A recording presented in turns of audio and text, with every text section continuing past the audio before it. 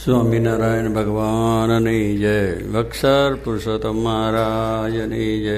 ગુણાતીતાન સ્વામી મહારાજની જય. ભગતજી મહારાજની જય. શાસ્ત્રીજી મહારાજની જય. યોગીજી મહારાજની જય.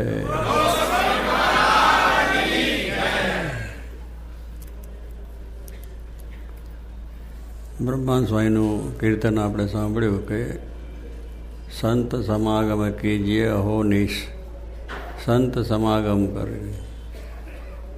બ્રહ્મા સ્વામી તો બહુ મોટા સંત હતા અને ખૂબ પિંગળ ભણેલા હતા, એટલે કવિ કીર્તનો આવું બધું કરવું એ તો સહેજ હતું એમને. એટલે એમને માટે તો કોઈ એ નહોતું કે, પણ છતાં એમને આપણને આ વાત સમજાવે છે, નિસ્દીને વાત કરે છે. એક દાડો બે દાડા નહીં, પણ દરરોજ એટલે 24 અવર સુધીર ભગતા છે. 24 કલાક બેસી રહેવાનું અહીંયા, એક પલાંઠી જ બેસવાનું, બીજો જગતનો વિચાર કરવાનો નહીં. વેપાર શું કરે, છોકરો શું કરે છે, બીજું શું કરે છે, બધું. એટલે એક જ વાત સાંભળ્યા કરવાની તો કામ થાય.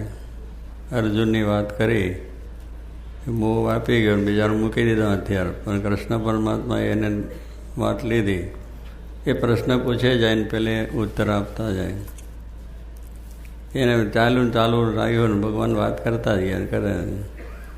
પણ છેલ્લે એને થઈ ગયું કે ના, વાત આ કરવાની છે, તો છેલ્લે કહી દીધું કે હવે તમે કહો હું કરીશ.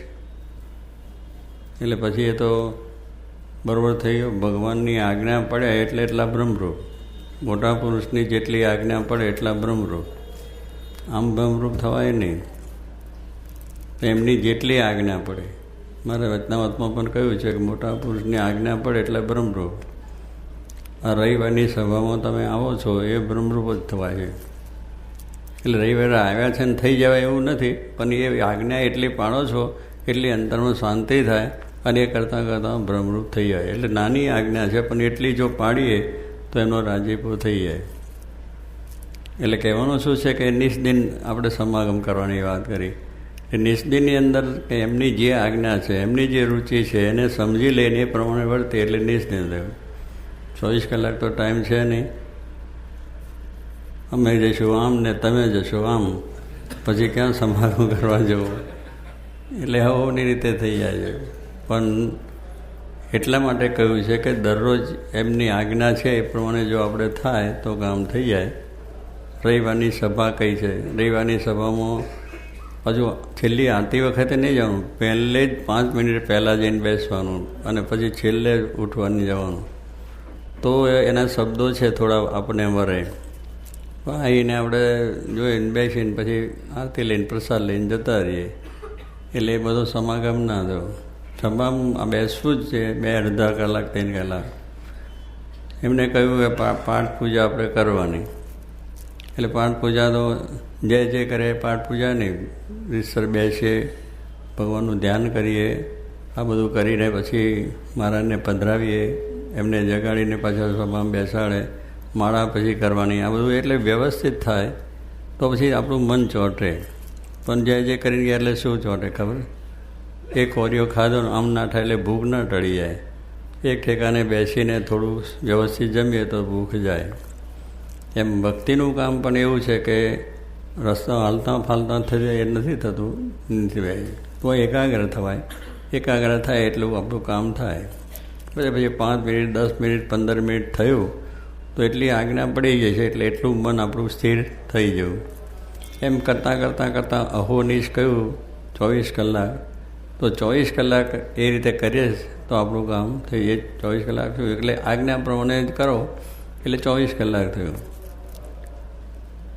કપડાં છે એને દરરોજ ધોવા પડે છે, બરાબર? તો ઉજળું રહે, સારું રહે, ને ગંધાતું જાય. ઘરની અંદર છે સાફસૂફ દરરોજ કરવી પડે છે. કંટાળો નથી આવતો, કારણ કે સાફસૂફ રહે બેસવાનું મન થઈ જાય. એને સાફસૂફ રાખવું જ પડે. દરેક વસ્તુ વાસણ છે એને પણ સાફસૂફ કરીએ તો ઉજળું સારું લાગે. એટલે આ બધી વસ્તુ સ્થૂળ વસ્તુ છે, એને પણ સાફ સૂફી રાખવી પડે તો સારું આપણે લાગે છે. મોટર હોય એને પણ દરરોજ સાફ સૂફી કરવી પડે ને, કે બેસવાનું મન ના થાય. એટલે દરેક વસ્તુ છે એની માટે દરરોજ કરવું. અભ્યાસ છે એ દરરોજ કરે તો એને વિદ્યા વરે.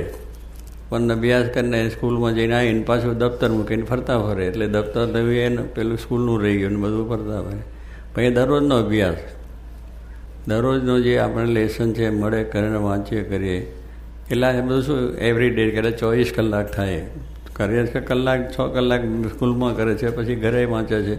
પણ એટલું કરે ને તો એ પણ નિષ્દિન જ થઈ જાય. એટલે ક્રમ પ્રમાણે જે આજ્ઞા છે પ્રમાણે થાય તો નિષ્દિન થઈ ગયું. 24 કલાક તો આપણે પછી ઊંઘવું, ખાવું ને નોકરી જવું, વેપાર કરવું ને કે ભાઈ ભૂખે મરીએ. એટલે બધું જ કરો, એનું ના નથી. પણ આજ્ઞા જે થઈ છે કે આ કરવું, કે ઘર સભા કરવાની થઈ, થાય છે નથી થતી, કારણ કે આપણને એ ટાઈમ નથી. અને તમારે હોય તો ઘરનો નથી ટાઈમ. પણ બધાને સ્વામી કે બેસીને જો વાત કરીએ તો પ્રેમ વધે, એકબીજાને તે હેત વધે, અને આવું આપણું એક જ્ઞાન પણ થાય. એટલે એમને કહેવાનું શું છે કે વ્યવહાર તો છે જ, પણ વ્યવહારમાં આ કરી લઈએ થોડું. વ્યવહાર કરતાં કરતાં આટલી વાત જો કરીને તો એમાંથી આપણને ભ્રમરૂપ થવાય. કરેલી આજ્ઞા પડી, સ્વામીની આજ્ઞા છે કે આટલું કરો, ભલે પછી બીજી કંઈ વાત ના તમે વાંચી જાઓ, ભજન બોલો, ધૂન કરો, પ્રાર્થના કરો ઘર સભાની અંદર. પણ એમ કરતાં કરતાં બધાને થશે ને તમને પણ થોડું થોડું જ્ઞાન વધતું જશે અને શાંતિ થશે. એટલે આ નિષ્દિનની વસ્તુ છે કે 24 કલાક સ્વામી ટાઈમ તો નથી, અમે જાણીએ ટાઈમ તો નથી. કારણ કે તમે પછી કંઈ કરો તો ઘરનો વ્યવહાર કેમ ચાલે, સંસાર કેમ ચાલે, પાછું કામકાજ હોય, ધંધો હોય કેમ ચાલે, એ બધું જ કરો, એમાં વાંધો નથી. પણ જે એમની આજ્ઞા છે એટલું આપણે સવારે પાઠ પૂજા થાય છે, સવારે ઉઠીએ ને તરત શું કહેવાનું, ભગવાનનું સ્મરણ. પથારીમાંથી ઉઠીએ ત્યારે રેડિયો ઓન નહીં કરવાનો, ટીવી ઓન નહીં કરવાની. સવારમાં ઉઠીને શું સમાચાર છે, સમાચાર તો પછી જ મળશે જ. અત્યારે પહેલાં ભગવાનને યાદ કરો. ઊંઘમાંથી ઉઠાડ્યા ને કંઈ નોઈનથી આમ ઓફ થઈ ગયો હતો, કેટલાક જતા રહ્યા, ઊંઘમાં જતા રહ્યા. સવારે રાત્રે બેઠા હોય વાતચીત કરીને, સવારે સમાચાર આવે કે ભાઈ ગયા, કેમ કે રાત્રે એટેક આવી ગયો. તો ભગવાનની કૃપા છે એટલે આપણે જીવી શકીએ છીએ. ઊંઘમાંથી આપણે જવું હોય તો જઈ શકાય નહીં. ઊંઘમાં જવું ને કેટલા પાહા ફેરવા પડે છે, દવાઓ લેવી પડે છે, અને જ્યાં બહુ જ સમૃદ્ધિ છે એને વધારે લેવી પડે. પેલો તો બિચારો દરરોજ મેજન્ટ કરે, મજૂરી કરે, એટલે હુએ આ પેલા આવા પાથર ઉપર હુઈ, જમીન ઉપર હુએ તો ઊંઘ આવી જાય. મજૂરી કરે, મહેનત કરે છે એટલે એને ઊંઘ આવતા વાર ના લાગે. આપણે તો પગ ભોંય ઉપર મૂકવા નહીં, નીકળીએ તો મોટરમાં, ત્યાં જઈએ તો ખુરશી ઉપર, જઈએ તો ખુરશી ઉપર, ચાલવાનું જ નહીં. જે કસરત કરવાની હતી એ કસરત થતી નથી, એટલે શરીર પછી એવું થાય ને. એટલે એ રીતે આપણે મહેનત કરવાની મટી ગઈ એટલે શરીર થઈ. તો સ્વામી કહે છે આપણે આપણા જીવનની અંદર આ બધી વાત છે તો એને નિયમિત રીતે થાય, દરરોજનું થાય, થોડું થોડું પણ થઈ જાય. તો આમ પ્રમાણે આપણા જીવનમાં આ જે વાત કરી છે નિષ્દિનની, એટલે નિષ્દિન એટલે જેટલી આજ્ઞા છે એટલું કરીએ એટલે આપણું કામ થઈ જાય છે. અને એ પ્રમાણે કરીએ તો આમ થાય. પણ વ્યવહારમાં ખૂંચી જાય તો માણસ ઊંચો જ ના આવે. ભાઈ ખૂંચી જવાનું નથી, બહાર નીકળવાનું છે. એમાંથી બહાર નીકળવું છે તો આ વાત છે તો એ ક્યારે નીકળાશે? આ સમાગમ કરીએ તો ભલે દરરોજનો અડધો કલાક કરો, સમાગમ ના હોય તો વચનામત વાંચો, તો વચનામત વાંચો તો સ્વામી આપણે કહીએ ને કેટલા કંઈ સંતો ક્યાં છે અમારી પાસે? સંતો હોય તો સમાગમ થાય ને, એમ પાછું થઈ જાય. પણ સંતો દરરોજ છે આપણી પાસે. વચનામતની આજ્ઞા કરી, વચનામત વાંચો તો મારાનો સમાગમ થયો કે ના થયો. ગુરુનાથ સ્વામીની વાતો સાંભળો તો એ પણ આપણો સમાગમ સ્વામીનો દરરોજ થયો. જોગી બાપાના આ બધા પ્રસંગો સાંભળ્યા, સમાગમ થયો કે ના થયો? વિવેક સાગરમના બધા કહે એમ દરેકનો જે તમે એ છે એને વાંચન કરો, એટલે એનો એના મહિમાની વાતો કરો, એને અંગેના પ્રસંગો કહો તો એ કથા વાર્તા એ થઈ ગઈ ને. દરરોજનો સમાગમ થાય, પણ ટાઈમ લેવો જોઈએ. ભલે અડધો કલાક તો અડધો કલાક, પણ એટલો જ થાય એમાં. એટલે થોડું કરીએ તો પણ થોડું થોડું કરતાં થાય. શું ધીરે ધીરે કરીએ તો થઈ જાય. એક સમય કંઈક કાંકરે કાંકરે પાર બંધાય. એક કાંકરો મૂકો, બીજો મૂકો, ત્રીજો લાગે તો ક્યારે પાર આવે? પણ એ મૂકો તો એના કરતાં મોટી પાર થઈ જાય. રામચંદ્ર ભગવાન લંકા જતાં બધા હનુમાનને બીજા ત્રીજા પથરા મૂકતા ગયા, એક પત્ર મૂકતા છે 400 માઇલ સુધીનો પુલ થઈ ગયો. કહો ના થયો, એક જ મૂક્યો છે, એમને ક્યાં બધા કરે. પણ કહેવાનું શું છે કે એટલું કર્યું છે તો એમાં મહાન કામ થઈ ગયું. એમ સ્વામી કે દરરોજનો અડધો કલાક તમે બેસો તો પણ બધું કેટલું કામ થાય. અડધો કલાક તો બીજે દિવસે કલાક, ત્રીજે દિવસે દોઢ, પછી તાલે પછી 60 વર્ષ સુધીનું કેટલું થઈ જાય, ઘણું મોટું થઈ જાય. પણ એ નિયમિત થવું જોઈએ. પછી આ થયું ને કાલે મૂકી દીધું ને વળી 15 દાડે થાય ને મહાભર્યું ને, એવું નહીં. તૂટક ન થવું જોઈએ. એક લાઈન સંધાઈ એટલે લાઈનની અનુસંધાન હંમેશા થાય. ટાઈમ થયો એટલે પૂજામાં બેસી જવું, ટાઈમ થયો એટલે જેમ ટાઈમ થાય ને ભોજનમાં બેસી જઈએ છીએ એમ સ્વામી કે આનું પણ આપણે દરરોજ રાખવાનું છે કે ટાઈમ થાય એટલે પૂજા પાઠ, કથા, વાર્તા, કીર્તન, મંદિરે જવું, રવિવારની સભામાં જવું. આ બધી વસ્તુ છે નાની લાગે છે આપણને, પણ એ સ્વામીની આજ્ઞા છે તો થાય. અને એમને ગમે એટલું કરીએ તો આપણને શાંતિ થાય. મહારાજને જે ગમે છે એ કરો તો શાંતિ થાય, ના ગમે એવું કરો તો પછી શું થાય. એ આજ્ઞા કરે ને આપણે ના કરીએ. હવે સ્વામી તો આજ્ઞા કરે પણ આપણા વ્યવહાર તો સમજવો જોઈએ ને એમને. સ્વામી તો છે એ તો બેન થઈ ગયા સંત એટલે માળા ફેરવે, પણ આપણે તો ક્યાં છે એટલે એવું આપણો વિચાર આવે કે આપણે ટાઈમ નથી. ટાઈમ બધો ઘણો છે, ફરવામાં ફરવામાં, ભાઈબંધ દોસ્તારની અંદર, બીજી ઘણી જાતની પાર્ટીઓમાં બીજામાં જવામાં ક્યાં ઓછો ટાઈમ મળે છે. અને કલાકો સુધી બેસી રહીએ છીએ. મળે છે ટાઈમ બધો ઘણો છે, પણ એ બધો ટાઈમની અંદર પણ તમે વ્યવહારનું કામ કરો તો પણ તમને દરરોજનો કલાક, 1.5 કલાક, 2 કલાક ટાઈમ મળે જ આપણને. હુવો, ખાઓ, પીવો, મિત્ર દોસ્તારને કરો, નોકરી કરો, ભણો કરો, અભ્યાસ કરો, આ બધું કરતાં તમે જો મેળવો તો બધું આપણને થઈ જાય. 6 કલાક ઊંઘવાનું કહ્યું છે, 8 કલાક નોકરી કરવાનો, ધંધો કરવાનું કહ્યું છે. પછી ખાવા પીવામાં 8 ને 6 14 ને 14 ને બીજા 2 3 4 કલાક જાય તો 20 ગણીએ તો 4 કલાક વધે એવું છે. થાય કે નહીં? કોઈને વધારે કામ હોય તો 22 કલાક તો થાય, પણ 2 કલાક વધે છે. પણ એનો ક્રમ ગોઠવાય નહીં ને એટલે કે નો ટાઈમ એમ થઈ જાય. હું બહુ બીજી છે, કશું બીજી નથી. ઓફિસમાં બેઠા હોય તો કંઈ કામ ના હોય, પણ હું બીજી છે, હું બહુ મારે કામ છે. એટલે આપણે શું આની મહત્તા સમજ્યા નથી.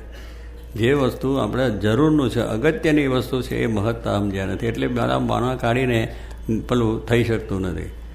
પણ જો બરાબર સમજો મહિમા હોય, પૈસા કમાવાનો મહિમા સમજ્યા છે તો ગમે એવા આપણને મુશ્કેલીઓ બીજું ત્રીજું આવે પણ રાત દિવસ એની મહેનત કરીએ છીએ અને મહેનત કરતાં કરતાં થઈ જવાય છે. એટલે કહેવાનું શું છે કે એનો મહિમા સમજ્યા છે તો એને માટે મહેનત થાય છે, ટાઈમ મળે છે, સમય મળે છે, બધું મળી જાય છે. તો એક દેહના સુખ માટે જો આટલું આપણે ટાઈમ સાચવી શકતા હોય, મહેનત કરી શકતા હોય તો આત્માના કલ્યાણ માટે એ મહિમા સમજાયો તો હવે આ વાતો સાંભળી આમાં શું આત્મકલ્યાણ થયું? આમાં કંઈ થયું નહીં. પેલું ભોજન હોય તો તરત ભૂખ જાય છે, આ તો સાંભળ્યા કરીએ તો કંઈ થતું તો છે જ નહીં એવું લાગે છે કે નહીં. એટલે એનો મહિમા નથી. મૂળ વસ્તુ શું છે કે જે વસ્તુની અગત્યતા થાય એની એને એ મહત્તા નથી. એટલે પછી એનું બરાબર થઈ શકે નહીં, આનંદ ના આવી શકે. એટલે આપણે ત્યાં કથામાં ગયા પણ આનંદ ના આવ્યો. પણ કથામાં આવ્યા પણ એક ચીજ થયા, વાત સાંભળી, 16 સાધનની વાત કરી વિવેક સાગર સ્વામીએ. કેટલી સરસ વાત છે. આ ગીતાની વાત કરીને એ ભગવાને એને 18 અધ્યાય સમજાયા છે. પણ 18 અધ્યાયની અંદર એવું સુંદર એને જ્ઞાન આપ્યું છે, જ્ઞાનયોગને, ભક્તિયોગને, બીજું ત્રીજું જો એ સાંભળ્યા કરો. એક વખત નહીં પણ તમે 18 વખત, તમે 100 વખત ગીતાને વાંચ કરો તો જ્ઞાન સિદ્ધ થાય. વચનામત કંઈ એક વાંચ્યું સિદ્ધ થતું નથી, એને વાંચ્યા જ કરો. દરરોજ ખાવાનું જો છે આ એક ખોરાક છે આત્માનો, એ કથા અને વાર્તા અને સત્સંગને બીજું ત્રીજું દર્શન થયા તો એની ભૂખ જાય. આત્માનું ખોરાક તો એ જ છે, કથા વાર્તા, કીર્તન, ભજન, બીજું ત્રીજું. જેમ દેહનો ખોરાક છે, ખાઈએ તો જ આપણને બળ મળે અને આપણે ચાલી શકીએ. એટલે કહેવાનું આમ આ ખોરાક જ છે એક જાતનો આત્માનો ખોરાક. એ આપણને ખબર નથી કે આત્માનો ખોરાકની ક્યાં જરૂર છે. આપણે ખાઈએ એટલે ચાલીએ છીએ, પણ ખાઈએ એથી નથી ચાલતા. અંદર આત્મા બેઠા છે, પરમાત્મા, એ આપણે બળ આપે છે અને ચલાય છે. ને ખોરાક કંઈ કોણ પચાવે છે? ખાઈએ તો ખરા પણ પચાવનાર કોણ છે? અંદર પાછવું જોઈએ ને. તમે ખાવ તો બધું ઘણું છે પણ પછી એ બધું હરખું થઈ જવું છે. કેવું બધું તંત્ર ગોઠવ્યું છે કે જે તમે ખાઓ છો એ તમને પચી જાય અને એમાં તમને જેટલી જરૂર છે એટલું અંદર રાખે, ઉપયોગી હોય એટલું, લોહી બીજું તે થાય અને બાકીનો કચરો કાઢી નાખે. ઝાડા પેશા માટે જાય એ કચરો જ છે. લો પછી એ નીકળવાનું સાધન ભગવાને કરીને અંદર આપ્યું. કોને આપ્યું? આપણે કોઈ કર્યું છે?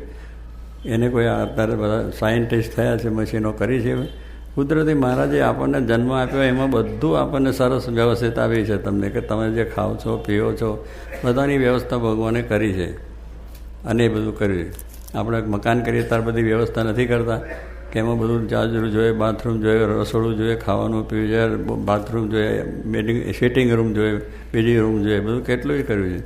તો એવી રીતે ભગવાને આપણે અંદર સગવડ આપી છે કે છે નાક માટે કેટલું નીકળી જાય, મોઢા માટે લાઇટ કેટલી નીકળી જાય.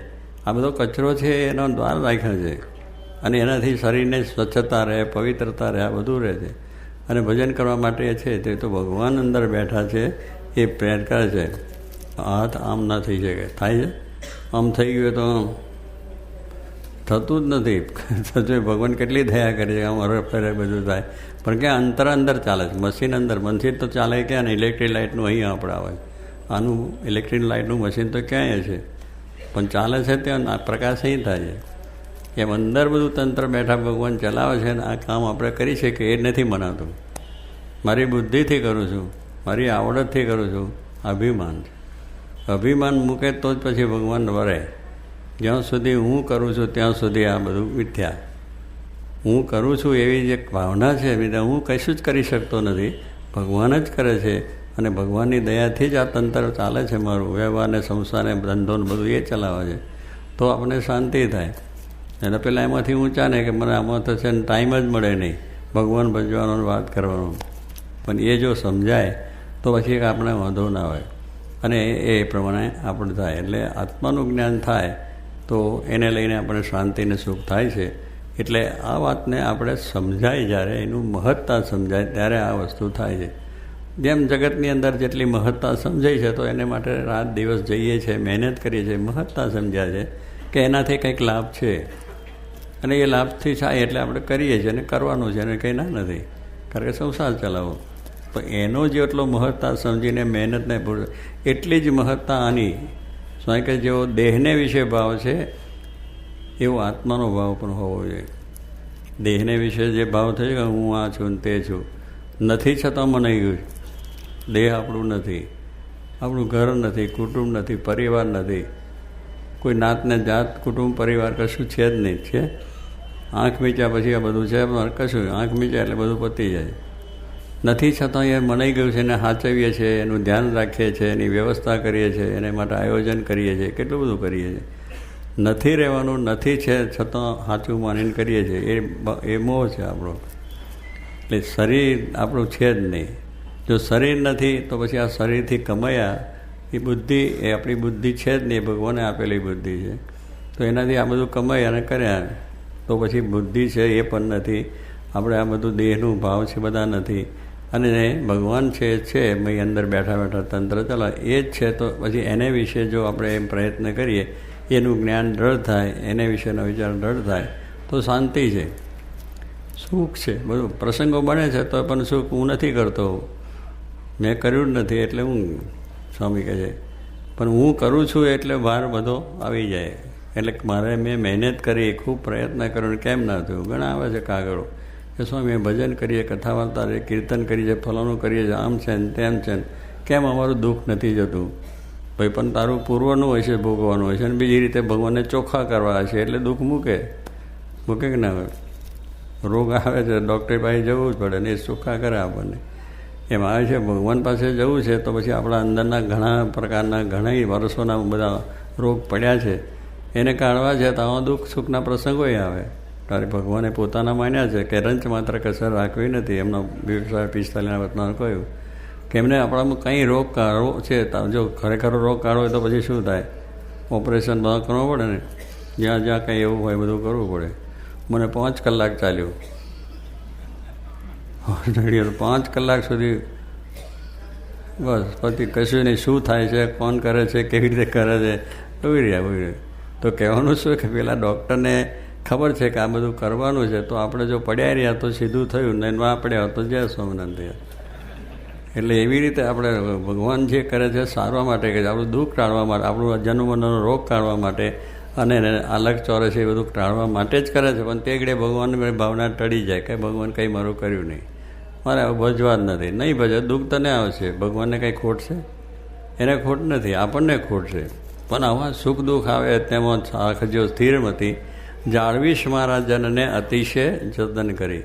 સુખ ને દુઃખ બે ભેળું રહેલું જ છે. પૈસા આવે પણ દુઃખ પાછું છે, કે ચોર આવશે લઈ જશે, અગાવલા લઈ જશે, કોઈક બીજું કરી લે છે.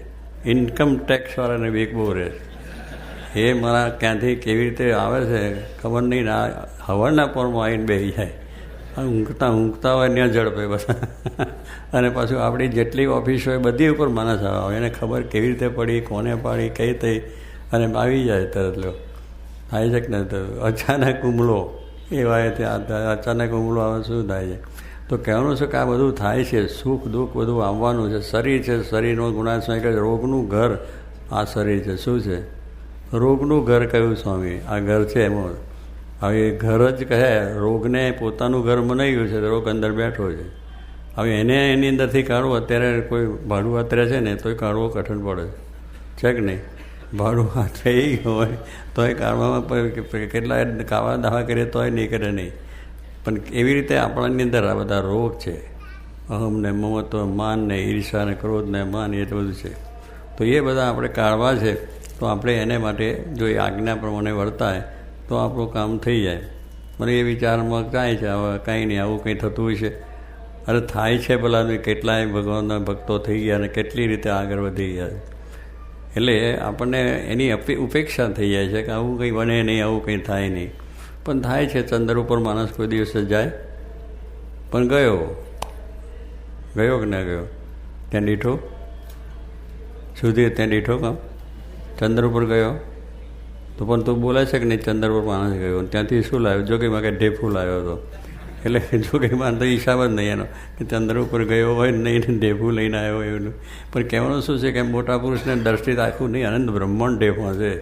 એટલે એની દ્રષ્ટિમાં આપણે ગમે એટલું આ બધું દુનિયાનું ઓહો થઈ જાય, એની દ્રષ્ટિએ ઓહો ને ભગવાનને સંત, ભગવાનને ધારો, ભગવાનની આજ્ઞા, એ એની મહત્તા છે.